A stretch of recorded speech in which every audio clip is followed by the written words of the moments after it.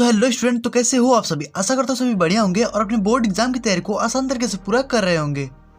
तो स्टूडेंट, आज की वीडियो आप लोग के लिए सबसे ज़्यादा इंपॉर्टेंट होने वाली है, क्योंकि आज की इस वीडियो में हम देखेंगे पूरी किताब से सबसे महत्वपूर्ण प्रश्नों को। और ये आपके रसायन विज्ञान के सबसे महत्वपूर्ण प्रश्न है, जो कि आज मैं आपको इस वीडियो में बताने वाला हूँ। तो जो क्लास 10th वाले विद्यार्थी हैं वो इस वीडियो को कंप्लीट देखेगा, क्योंकि अगर जो मैं आपको यहाँ पर रसायन विज्ञान से बताने वाला प्रश्न को बस केवल आप उनको अगर पढ़ लेते हैं तो आपको बोर्ड एग्जाम में काम हो जाने वाला है रसायन विज्ञान से। ठीक है, रसायन विज्ञान से और आपको कोई भी चीज़ को पढ़ने की जरूरत नहीं होगी। ठीक है, बस जो मैं आपको यहाँ प्रश्न बता रहा हूँ केवल उन प्रश्नों को पढ़िए। इसके पिछले वीडियो में हमने जो कि भौतिक विज्ञान के भी प्रश्नों को देख लिया था, तो आज हम रसायन विज्ञान को देख लेते हैं। इसके बाद से हम यहाँ पे जीव विज्ञान के प्रश्नों को भी देख लेंगे। तो इस प्रकार से आपका यहाँ पे तीनों जो है वो विज्ञान का खत्म हो जाएगा। उसके बाद से यहाँ पे साइंस के बाद हम यहाँ पे और भी नेक्स्ट जो सब्जेक्ट हैं उनको यहाँ पे देखने वाले हैं। ठीक है, सबसे पहले हम देख लेते हैं जो रसायन विज्ञान के प्रश्न है उनको हम देख लेते हैं। तो सबसे महत्वपूर्ण प्रश्न है, तो रसायन विज्ञान से एक भी नंबर आपका यहाँ पे जाने वाला नहीं है, बस आप वीडियो को कंप्लीट देखेगा। तो चलिए फटाफट से वीडियो को शुरू करते हैं। तो चलिए सबसे पहले हम देख लेते हैं यहाँ पे लघुत्तरीय प्रश्न में। ठीक है, देखिए यहाँ पे मतलब कि ये लघुत्तरीय प्रश्न का मतलब क्या है कि यहाँ पे आपका 4 नंबर के जो क्वेश्चन पूछे जाते हैं। ठीक है, चलिए यहाँ पे सबसे पहले हमें देख लेते हैं यहाँ पे प्रश्न नंबर 1। ठीक है, तो यहाँ पे आईपीएससी है, इसको हम सॉल्व भी करेंगे। ठीक है, देखिए निम्नलिखित में से यहाँ पे आपको इसी प्रकार से दिया होगा, निम्नलिखित के आईपीएससी नामकरण लिखिए। ठीक है, तो कुछ इस प्रकार से आपको आईपीएससी जो बोर्ड एग्जाम में देखने को मिलेगा। ठीक है, और ये आपके दो नंबर के रहेंगे। एक मतलब कि 2 आपको आईपीएससी दिया जाएगा, वो दोनों आपके एक नंबर के रहेंगे। ओके, तो देखिए बहुत ही ईजी होता है, आप आसानी से सॉल्व कर लेंगे। बस देखिए ऐसे ही जैसे मैं आपको आईपीएससी दिख रहा होगा वैसे ही आपको जो बोर्ड एग्जाम में भी क्वेश्चन देखने को मिलेंगे। ठीक है, चलिए इसको आसानी से सॉल्व करके आपको बता देते हैं ताकि आप बोर्ड एग्जाम में आसानी से सॉल्व कर पाएँ। देखिए सबसे पहले हम देख लेते हैं। तो देखिए यहाँ पे दिए के गए कि CH3 CH2 और यहाँ पे सिंगल बॉन्ड C और यहाँ पे ऊपर डबल बॉन्ड दिए गए और यहाँ पे O है और यहाँ पे सिंगल बॉन्ड OH। ठीक है, तो देखिए कुछ हमको इस मतलब कि ये जो हमारे दिए गए लास्ट में इसको हम COOH भी लिख सकते हैं। मतलब ये क्रियात्मक समूह जो हमारे दिए गए वही है। ठीक है, COOH। ठीक है, तो कुछ इस प्रकार से इसको लिख सकते हैं। चलिए इसको सॉल्व करके आपको हम दिखा देते हैं। ओके, देखिए यहाँ पे सबसे पहला वाला जो प्रश्न है हमारा, यहाँ पे हम इसको इस प्रकार से लिख सकते हैं CH3 और यहाँ पे CH2 और यहाँ पे सिंगल बॉन्ड COOH। ठीक, कुछ इस प्रकार से हम इसको लिख सकते हैं। ठीक है, तो देखिए इसको हम सॉल्व कर लेते हैं। तो देखिए बस इसका आपको नाम लिखना है, आईपीएससी नाम, इस पर आपको 1 नंबर मिलेगा। ठीक है, तो चलिए इसको हम सॉल्व कर देते हैं। तो देखिए बहुत ही आसान होता है, बस आपको थोड़ा सा ध्यान देना है। ओके, देखिए सबसे पहले हम देखेंगे सबसे हमारे इसमें बड़ी चेन कौन सी है, मतलब कि सबसे बड़ी श्रृंखला को पहले देखेंगे। ठीक है, सबसे पहला हमारा काम यही होता है किसी भी आईपीएससी में। ठीक है, सबसे बड़ी श्रृंखला इसमें कौन सी है। देखिए भाई हमारे मतलब जिधर से क्रियात्मक समूह दिया होता है, मतलब जो हमारा क्रियात्मक समूह है इधर से ही हम अगर दिया है तो हम इधर से ही अपना बड़ी श्रृंखला को चुनेंगे। ठीक है, मतलब कि अगर किसी भी आईपीएससी में हमारा क्रियात्मक समूह आ जाता है तो वहीं से हम यहाँ पे श्रृंखला को गिनते हैं। तो देखिए 1 2 और यहाँ पे 3। ठीक है, तो हमारा 3 हो गया यहाँ पे। तो अब देखिए तो हमारे यहाँ पे क्या हो जाएगा, तो ये हमारा हो जाएगा प्रोपेन। ठीक है, तो यहाँ पे हमारे 3 कार्बन है, मतलब कि 1 कार्बन, यहाँ पे 2 कार्बन और यहाँ पे 3 कार्बन। हम इधर से जब काउंटिंग करेंगे तो यहाँ पे 1 2 3 मतलब 3 का क्या होता है, तो हमारा प्रोप होता है। ठीक है, तो प्रोपेन हो जाएगा हमारा 3 का। ठीक है, उसके बाद से यहाँ पे जो यहाँ पे COOH जुड़ा हुआ है तो इसका क्या होता है, हमारा ओइक होता है। ठीक है, COOH का क्या होता है, तो ओइक होता है। ठीक है, ओइक। ठीक है, इसका सफिक्स जो होता है वो हमारा ओइक होता है। ठीक है, तो हम लास्ट में क्या जोड़ देंगे, ओइक, मतलब कि प्रोपेनोइक। ठीक है, तो बस हमारा हो जाएगा प्रोपेनोइक। ठीक है, बस प्रोपेनोइक हो जाएगा हमारा, और कुछ भी इसमें करना नहीं है। ठीक है, तो देखिए हमारे यहाँ पे प्रोपेन हो जाएगा, उसके बाद से हमारा जो लास्ट में सफिक्स जुड़ेगा ओइक। ठीक है, तो हमारा हो जाएगा प्रोपेनोइक। अब आप इसको ऐसे भी लिख सकते हैं। तो देखिए यहाँ पे जैसे आप लिखेंगे प्रोपेन लिखेंगे। ठीक है, और यहाँ पे 1 लिख दीजिएगा और फिर यहाँ पे ओइक। ठीक है, आप इसको इस प्रकार से भी लिख सकते हैं। अब भाई ऐसे क्यों लिख सकते हैं, क्योंकि हमारा फर्स्ट पे ही आ जा रहा है, इसलिए हम यहाँ पे फर्स्ट ओइक यहाँ पे लिख सकते हैं। ठीक है, ये हमारा सफिक्स होता है ओइक। ठीक है, तो इस प्रकार से आप लिख सकते हैं प्रोपेनोइक अम्ल भी आप अगर लिख देंगे तो भी यहाँ पे कोई दिक्कत नहीं है। ठीक है, अम्ल या फिर एसिड जो भी आप लिख दीजिएगा आपका हो जाएगा। देखिए ऐसे ही बहुत ही आसान है यहाँ पे। उसके बाद से ये वाला है हमारा, तो यहाँ पे देखिए हमारे यहाँ पे ट्रिपल बॉन्ड लगा हुआ है, तो हमारी क्या हो जाएगा, ये हमारा ये मतलब आयन होता है ट्रिपल बॉन्ड का। ठीक है, मतलब कि N इन आयन। ठीक है, तो हमारा ट्रिपल बॉन्ड का आयन हो जाएगा, तो आयन लगा देंगे केवल। ठीक है, तो हमारे इसमें क्या हो जाएगा, तो हमारे कितना है 1 2 3, तो 3 का हमारा हो जाएगा प्रोपेन और यहाँ पे हमारा आयन इसका जुड़ेगा तो क्या हो जाएगा प्रोपाइन। ठीक है, क्या हो जाएगा हमारा प्रोपाइन हो जाएगा। तो हम इसको बस लिख देंगे यहाँ पे प्रोपाइन, तो हमारे हो जाएगा सॉल्व। देखिए बस हम लिख देंगे प्रोपाइन, तो प्रोपाइन ठीक है। उसका हमारे पास प्रोपाइन हो जाएगा, आसानी से आप सॉल्व कर सकते हैं, कोई भी दिक्कत नहीं होगा इसमें आपको, ठीक है। क्योंकि यहाँ पे 3 जो कि यहाँ पे कार्बन है 1 2 3, तो हमारा 3 का हो जाएगा प्रोपेन, और यहाँ पे हमारा जो कि फर्स्ट पे मतलब इधर से आ जा रहा है, एक पे ही आ जा रहा है यहाँ पे आइन।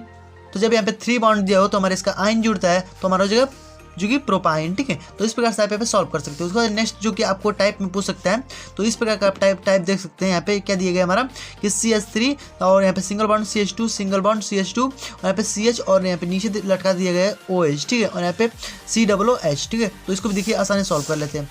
देखिए बस इसमें सबसे पहले करना क्या होता है, सबसे पहले बड़ी श्रृंखला को देखेंगे, ओके। तो सबसे बड़ी श्रृंखला तो हमारी सीधी वाली है, ठीक है, ये हमारी सीधी वाली है। तो देखिए अभी जो हमारा पहले लटका हुआ है ना, पहले इसको हम सॉल्व करेंगे।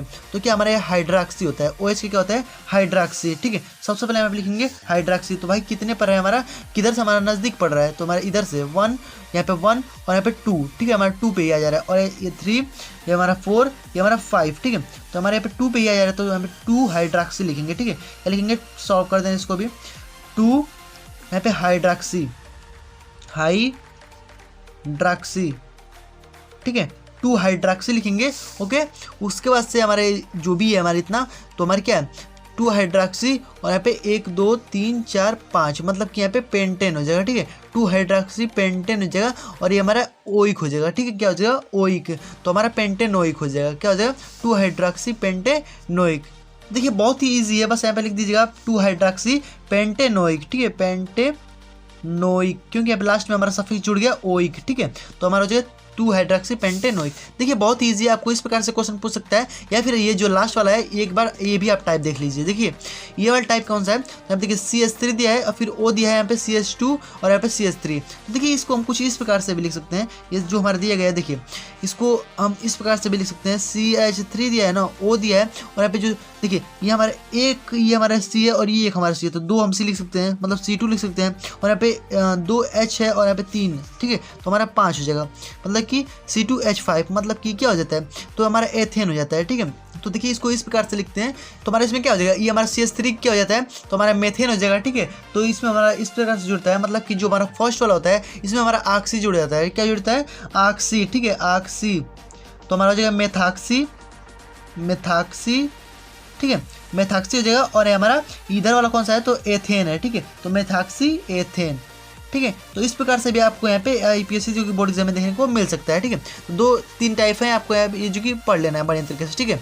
इसी में से आपको ऐसे ही जो कि दिया जाएगा, और बस आप थोड़ा सा दिमाग लगाएंगे आपको ये आ जाएगा, बहुत ही आसान होता है। उसके बाद से देखिए आपको बस इसमें सफिक्स को थोड़ा याद करना पड़ेगा, जैसे कि अल होता है, आल होता है, कीटोन का ओन हो जाएगा, ठीक है। तो यहाँ पे इस प्रकार से आपको सफिक्स को याद करना पड़ेगा, ओके।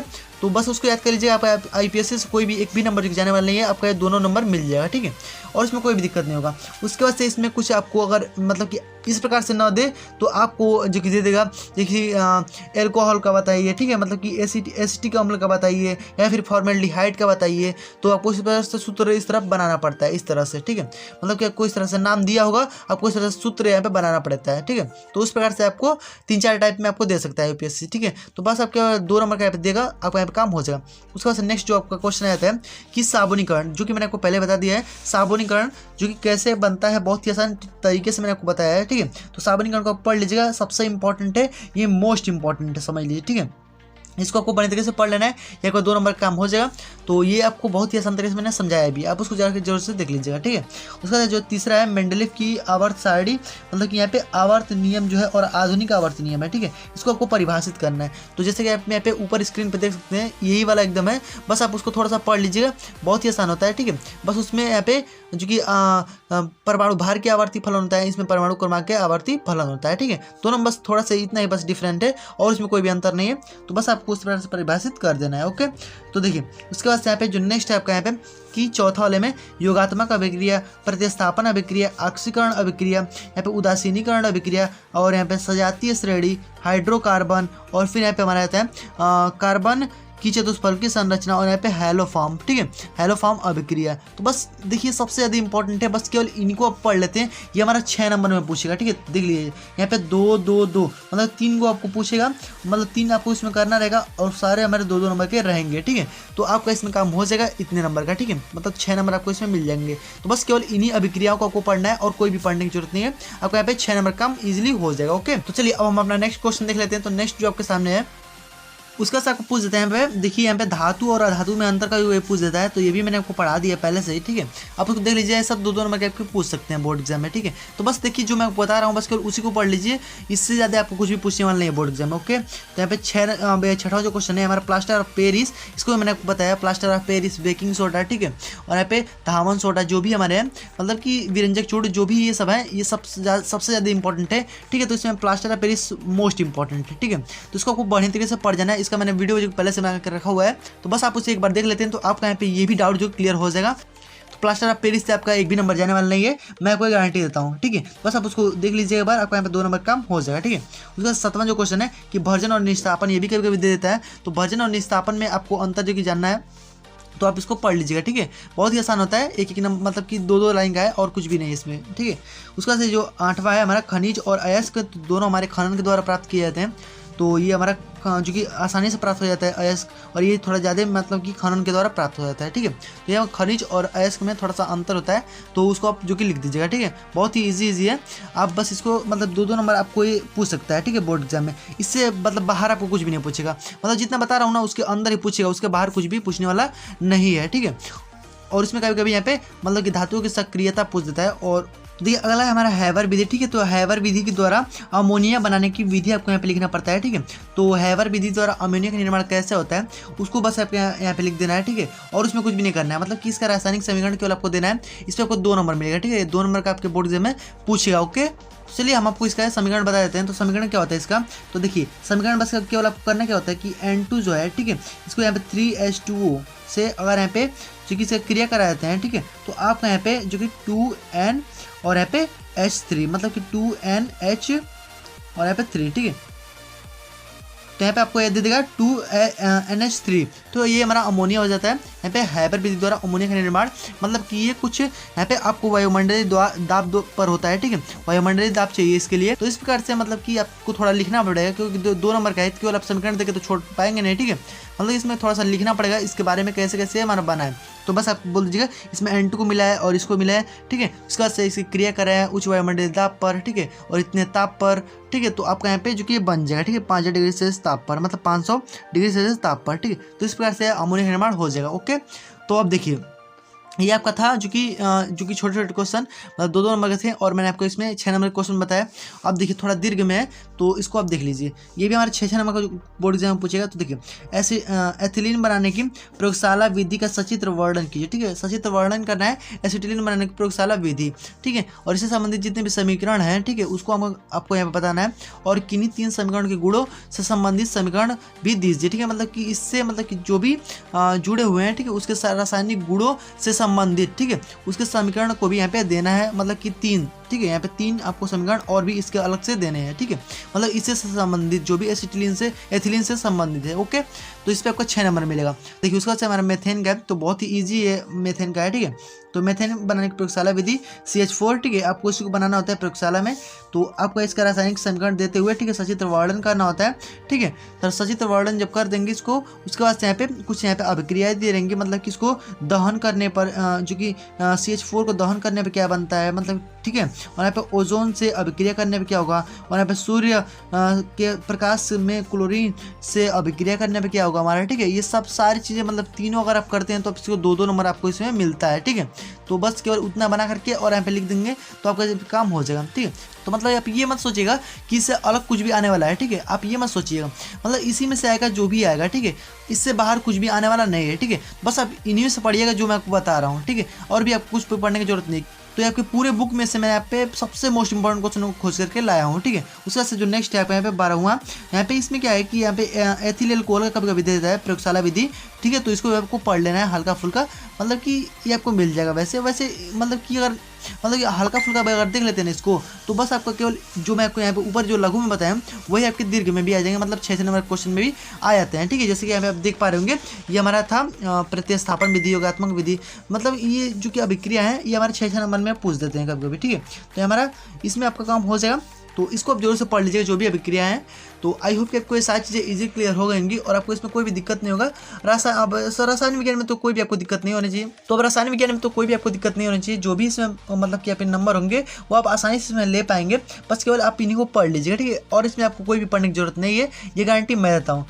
तो अगर आपको वीडियो थोड़ा सा पसंद है तो प्लीज़ वीडियो को एक लाइक कर दीजिएगा, चैनल पर करना है सब्सक्राइब जरूर कर दीजिएगा और जो नोटिफिकेशन बेल होगा उसको ऑल पर जरूर प्रेस कर दीजिएगा, क्योंकि जब भी हम और भी ऐसे आपके लिए बोर्ड एग्जाम से रिलेटेड वीडियोस को अपलोड करेंगे तो नोटिफिकेशन आपका सबसे पहले पहुंच जाए। तो फ्रेंड्स मिलते हैं नेक्स्ट वीडियो में, तब तक click good bye, Vande Mataram.